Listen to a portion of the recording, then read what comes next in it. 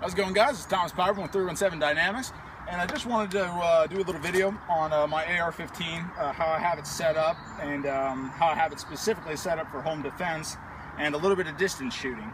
Right off the bat, I'm going to go over the specs of the gun. This is a Delaware Arms lower made in Muncie, Indiana. A good friend of mine named Mike, not giving his last name out because I don't have his permission yet, but if you want an AR built by him, get in contact with me and I'll talk to Mike and we'll see about getting you an AR built.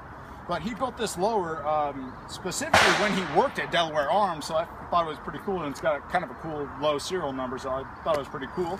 The gun is chambered in .223 Wiley. What that is, for those of you who don't know, it's chambered in between .223 and .556, which makes it a little bit more accurate, and it feeds both rounds a little bit better and more reliably. So that's why I bought this particular upper. The upper is really nothing special. It's a blank upper. I bought it on a website. I can't even remember where I bought it, but I got a good deal on it. Standard mil-spec upper, chrome line barrel. Nothing really fancy up top. The features on it, I'm a big fan of Magpul products. I've got the Magpul Mo stock on it. I keep it pretty much as collapsed as it goes. 1-point sling on it. I have a Magpul MOE pistol grip, and on the bottom of it there's a storage compartment in it, and what I keep in there are 3 containers of frog lube cleaner in case I need to lube up my gun, and I keep some extra batteries in there for my red dot. You never know when your red dot's going to go dead. Up top, again, I got Magpul pop-up sights as backups. The charging handle that I use, since I'm left-handed, is a BCM gunfighter charging handle made by Bravo Company Manufacturing. Difference between this one and the stock one is that there's a lock on this side, so that left-handed people like myself can charge the weapon instead of having to rotate over the top and charge it, which you can still do that. I just like to put it in a magazine and then charge it real quick, and I can just rotate it like this so the ejection port is facing down so gravity helps. Some of the other features I got on it, I have a UTG quad rail with the UTG rail savers. Just keeps the heat down on the gun because this thing gets really hot when I put a lot of rounds through it. Got a Magpul AFG grip.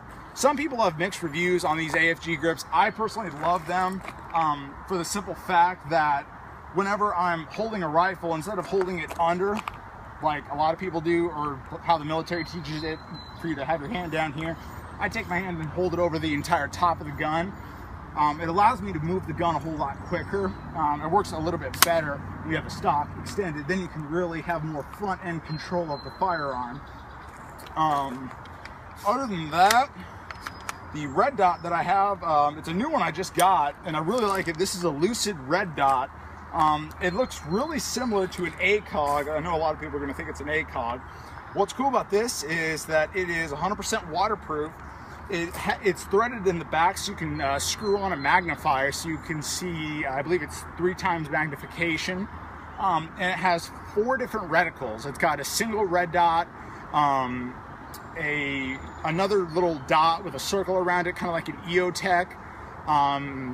One other one I can't remember off the top of my head because I really never used it. And then the third reticle is, it looks identical to what an ACOG's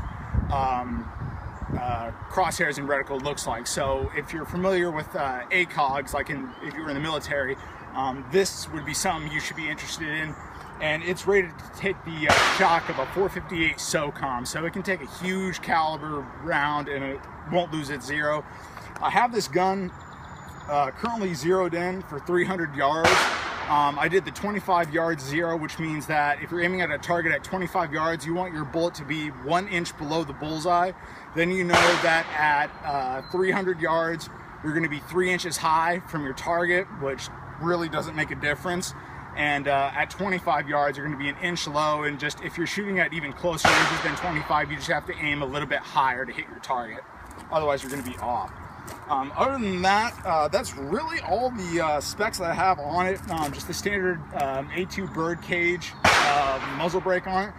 And the trigger I have in here, Mike put this in for me. It's an Anderson enhanced trigger kit. It's similar to a single stage trigger. It pretty much is, but not as light.